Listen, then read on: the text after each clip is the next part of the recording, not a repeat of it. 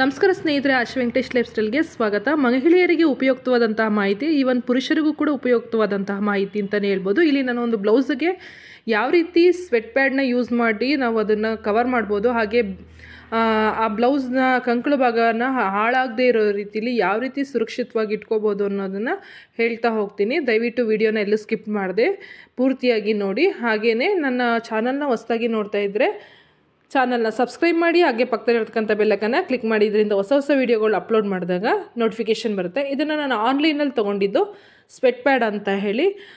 ಒಂದಕ್ಕೆ 90 ರೂಪೀಸ್ ಆಗುತ್ತೆ, ಎರಡಕ್ಕೆ ತೊಗೊಂಡ್ರೆ 150, ಹಾಗೆ 3ಕ್ಕೆ 4ಕ್ಕೆ ಈ ರೀತಿ ಹೋದಾಗ ಅದು ಪ್ರೈಸು ಕಮ್ಮಿ ಆಗ್ತಾ ಹೋಗುತ್ತೆ. ನಾನಿಲ್ಲಿ ಪ್ಯಾಕೆಟ್ 2 ತೊಗೊಂಡಿದ್ದೀನಿ. 2 ಪ್ಯಾಕೆಟ್ ಕೋಂಬೋ ಆಫರಲ್ಲಿ ತೊಗೊಂಡೆ. ನನಗೆ 130 ರೂಪೀಸ್ ಏನೋ ಆನ್ಲೈನ್ ಪೇಮೆಂಟಲ್ಲಿ ಸಿಕ್ತು. ಹಾಗೆಯೇ ಇದು ಯಾವ ರೀತಿ ಯೂಸ್ ಮಾಡೋದು ಏನು ಅಂತೇಳಿ ಆಲ್ರೆಡಿ ಅದರ ಭಾಗದಲ್ಲಿ ಇನ್ಸ್ಟ್ರಕ್ಷನ್ ಕೊಟ್ಟಿರ್ತಾರೆ. ನೀವು ನೋಡ್ತಾ ಇರ್ಬೋದು ನೋಡಿ ಯಾವ ರೀತಿ ಇನ್ಸ್ಟ್ರಕ್ಷನ್ ಕೊಟ್ಟಿರ್ತಾರೆ ಅಂತೇಳಿ, ಯಾವ ಕಡೆ ಆ ಪ್ಯಾಡನ್ನು ಯೂಸ್ ಮಾಡಬೇಕು, ಹಾಗೆ ಯಾವ ಕಡೆ ಅದನ್ನು ಯೂಸ್ ಮಾಡಿಕೊಂಡು ರಿಮೂವ್ ಮಾಡೋದು, ಹಾಗೆ ಅದನ್ನು ಯಾವ ರೀತಿ ಕ್ಯಾರಿ ಮಾಡೋದು ಅಂತೆಲ್ಲ ಡೀಟೇಲಾಗಿ ಹೇಳಿದ್ದಾರೆ. ಬಟ್ ನಾನು ಅದನ್ನು ನಿಮಗೆ ಹೇಳ್ತಾ ಹೋಗ್ತೀನಿ, ಹಾಗೆ ತೋರಿಸ್ತಾ ಹೋಗ್ತೀನಿ. ಒಂದು ಪ್ಯಾಕೆಟಲ್ಲಿ ಬಂದುಬಿಟ್ಟು 10 ಸ್ವೆಟ್ ಪ್ಯಾಡ್ಗಳು ಸಿಗ್ತಾ ಹೋಗುತ್ತೆ. ನಾವಿವಾಗ ಒಂದು ಬ್ಲೌಸ್ನ ಈ ರೀತಿ ಈ ಕಾಟನ್ ಕ್ಲಾತ್ ಪ್ಯಾಡ್ಗಳು ಮುಂಚೆ ಸಿಗ್ತಿದ್ವು ಈ ಬಳೆ ಶಾಪ್ಗಳಲ್ಲೆಲ್ಲ, ಬ್ಯಾಂಗಲ್ ಶಾಪ್ಗಳಲ್ಲೆಲ್ಲ ಸಿಗೋದು. ಬಟ್ ಅದು ಯೂಸ್ ಮಾಡಿದಾಗ ಏನಾಗುತ್ತೆ, ಆ ಪ್ಲೇಸಸ್ ಬೆವರು ತೇವ ಆದಾಗ ಮತ್ತೆ ಅದರ ಎಡ್ಜಸ್ಸಲ್ಲಿ ಈ ರೀತಿ ಕಲೆ ಆಗುತ್ತೆ. ನೀವು ನೋಡ್ತಾ ಇರ್ಬೋದು ನೋಡಿ, ಇದೆಲ್ಲ ಎಡ್ಜಸ್ಸಲ್ಲಿ ಈ ಥರ ಕಲೆ ಆಗುತ್ತೆ. ಬಟ್ ಈ ಸ್ವೆಟ್ ಪ್ಯಾಡ್ ಯೂಸ್ ಮಾಡೋದ್ರಿಂದ ಇದು ತುಂಬ ಡ್ರೈ ಆಗಿ ಇಟ್ಕೊಳ್ಳುತ್ತೆ, ಹಾಗೆ ಹೀರ್ಕೊಳ್ಳುತ್ತೆ ಬೆವರನ್ನು ಕೂಡ. ಎಲ್ಲೂ ಕೂಡ ಲೀಕ್ ಹಾಕೋದಕ್ಕೆ ಬಿಡೋದಿಲ್ಲ. ಫಂಕ್ಷನ್ ವೇರ್ ಮಾಡಿದಾಗ ತುಂಬಾ ಚೆನ್ನಾಗಿ ಕಂಫರ್ಟಾಗಿ ಫೀಲ್ ಆಗುತ್ತೆ. ನೋಡಿ, ಈ ರೀತಿ ಮಾಡೋಕ್ಕೆ ಹೋಗಬೇಡಿ. ಈ ರೀತಿ ಬಟ್ಟೆ ಕಾಟನ್ ಒಂದು ಪ್ಯಾಡ್ಗಳನ್ನ ಯೂಸ್ ಮಾಡಬೇಡಿ. ಈಗ ಮಾರ್ಕೆಟ್ನಲ್ಲಿ ಈ ರೀತಿ ಸ್ವೆಟ್ ಪ್ಯಾಡ್ಗಳು ಅವೈಲೇಬಲ್ ಇದೆ. ಇದನ್ನು ಯೂಸ್ ಮಾಡಿಕೊಂಡು ಈ ಸ್ಯಾರಿ ಅಂದರೆ ರೇಷ್ಮೆ ಸೀರೆದ ಬ್ಲೌಸ್ಗಳೆಲ್ಲ ಅದನ್ನು ವಾಶ್ ಮಾಡಿದ್ರೆ ಅಷ್ಟು ಚೆನ್ನಾಗಿರಲ್ಲ, ಡ್ರೈ ಕ್ಲೀನ್ಗೆ ಕೊಡ್ಬೋದು. ಅಂದರೆ ಒಂದು ಸತಿ 2 ಸತಿ 3 ಸತಿ ಯೂಸ್ ಮಾಡಿದಾಗಲೂ ಪದೇ ಡ್ರೈ ಕ್ಲೀನ್ ಕೊಟ್ಟರೆ ಬಟ್ಟೆಗಳು ಹಾಳಾಗ್ತಾ ಹೋಗುತ್ತೆ. ಹಾಗಾಗಿ ಆ ಟೈಮಲ್ಲಿ ಹಾಳಾಗಬಾರ್ದು ಅಂತೇಳಿದ್ರೆ ಇಂಥ ಸ್ವೆಟ್ ಪ್ಯಾಡ್ಗಳನ್ನು ಯೂಸ್ ಮಾಡಬೇಕು.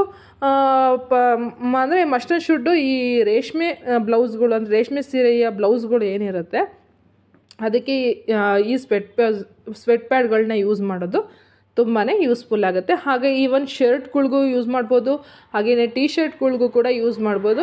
ಗಂಡು ಮಕ್ಳಿಗೂ ಯೂಸ್ ಮಾಡ್ಬೋದು, ಹೆಣ್ಮಕ್ಳಿಗೂ ಯೂಸ್ ಮಾಡೋದು.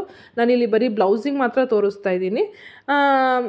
ನೆಸಸರಿ ಇದ್ದರೆ ನೀವು ಬೇಕಾದರೆ, ತುಂಬ ಸ್ವೆಟ್ ಆಗ್ತಾ ಇರುತ್ತೆ ಈ ಸಮ್ಮರಲ್ಲಿ ಅಂತ ಅಂದಾಗ ನೀವು ಈವನ್ ಶರ್ಟ್ಗೂ ಟೀ ಶರ್ಟ್ಗೂ ಕೂಡ ಯೂಸ್ ಮಾಡ್ಬೋದು. ಇದು 2 in 1 ಆಪ್ಷನ್ನು, ಹೆಣ್ಮಕ್ಳಿಗೂ ಬರುತ್ತೆ ಹಾಗೆ ಗಂಡು ಮಕ್ಳಿಗೂ ಕೂಡ ಬರುತ್ತೆ. ನಾನೀಗ ಮತ್ತೆ ಇನ್ನೊಂದು ರೇಷ್ಮೆ ಸೀರೆಯ ಬ್ಲೌಸನ್ನು ತೊಗೊಂಡಿದ್ದೀನಿ.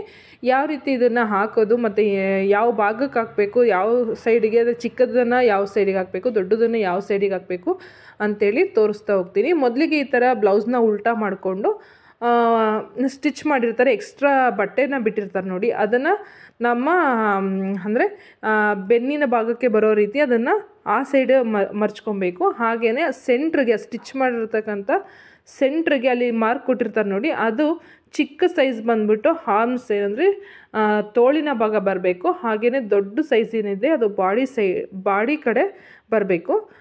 ರಿಮೂವ್ ಮಾಡ್ತೀನಿ ನೋಡಿ, ಈ ಥರ ಸ್ಟಿಕ್ಕರ್ ಕೊಟ್ಟಿರ್ತಾರೆ, ಈಸಿಯಾಗಿ ರಿಮೂವ್ ಮಾಡಿ ಆರಾಮಾಗಿ ಅಂಟಿಸ್ಬೋದು. ತುಂಬಾ ಕಂಫರ್ಟ್ ಫೀಲ್ ಆಗುತ್ತೆ. ಅದೇ ನೀವು ಮುಂಚೆ ಎಲ್ಲ ನಾವೇನು ಮಾಡ್ತಿದ್ವಿ ಅಂದರೆ ಈ ಬ್ಯಾಂಗಲ್ ಸ್ಟೋರಲ್ಲಿ ಈ ಕಾಟನ್ ಪ್ಯಾಡ್ಗಳು ಬರೋದು, ಈ ರೀತಿ ಹಾಕೊಳ್ಳೋದು, ಅದು ಅಷ್ಟು ಈ ಎಲಾಸ್ಟಿಕ್ಕು ಎಳೆದಂಗೆ ಆಗೋದು ಅಥವಾ ಜಾರ್ದಂಗೆ ಆಗೋದು, ಈ ಥರ ಎಲ್ಲ ಆಗೋದು. ಬಟ್ ಇದು ಆ ಥರ ಆಗೋಲ್ಲ.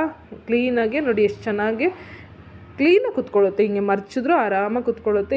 ಹಾಕೊಂಡಾಗಲೂ ನಾವು ಒಳಗೆ ಸ್ವೆಟ್ ಪ್ಯಾಡ್ ಹಾಕ್ಕೊಂಡಿದ್ದೀವಿ ಅನ್ನೋಂಥ ಏನು ಫೀಲ್ ಬರೋಲ್ಲ.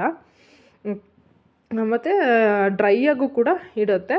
ನನಗೆ ಇದು ಯೂಸ್ಫುಲ್ ಅಂತ ಹೇಳಿಸ್ತು, ಹಾಗಾಗಿ ನಿಮ್ಮ ಜೊತೆಗೆ ಅದನ್ನು ಶೇರ್ ಮಾಡ್ಕೊಳ್ತಾ ಇದ್ದೀನಿ. ಈಗ ಸೆಕೆಂಡ್ ಭಾಗ ಅಂದರೆ ಇನ್ನೊಂದು ಭಾಗದ ತೋಳಿಗೂ ಕೂಡ ನಾನು ಅದನ್ನು ರಿಮೂವ್ ಮಾಡಿ ಅಂಟಿಸ್ತಾ ಇದ್ದೀನಿ.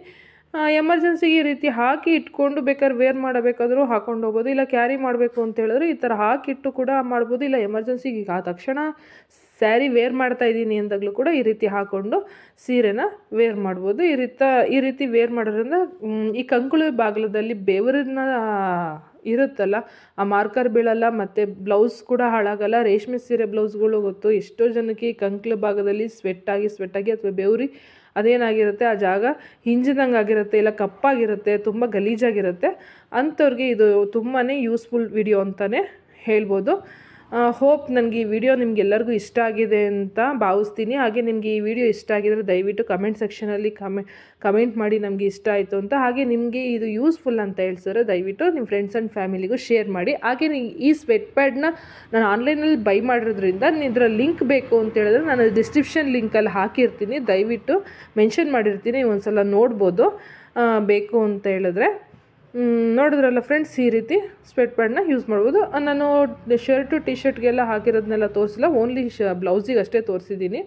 ನಿಮ್ಗೆ ಹೆಂಗಾಗುತ್ತೆ ಹಂಗೆ ಅನುಕೂಲವಾಗಿ ಇದನ್ನು ಯೂಸ್ ಮಾಡಿಕೊಂಡು ಈ ರೀತಿ ನೋಡಿ ನೀಟಾಗಿ ಮರ್ಚಿ ಎತ್ತಿಡ್ತಾ ಇದ್ದೀನಿ. ಸೊ ಮುಂದಿನ ಒಳ್ಳೆ ಉಪಯುಕ್ತವಾದಂಥ ವೀಡಿಯೋದೊಂದಿಗೆ ಬರ್ತೀನಿ. ನಿಮಗೆ ಈ ವಿಡಿಯೋ ಇಷ್ಟ ಆದರೆ ದಯವಿಟ್ಟು ಲೈಕ್ ಮಾಡಿ, ಫ್ರೆಂಡ್ಸ್ ಆ್ಯಂಡ್ ಫ್ಯಾಮಿಲಿಗೂ ಶೇರ್ ಮಾಡಿ ಅಂತ ಹೇಳ್ತಾ ಮುಂದಿನ ವಿಡಿಯೋದಲ್ಲಿ ಸಿಗ್ತೀನಿ. ಥ್ಯಾಂಕ್ ಯು ಸೋ ಮಚ್ ಅಂತ ಹೇಳ್ತೀನಿ.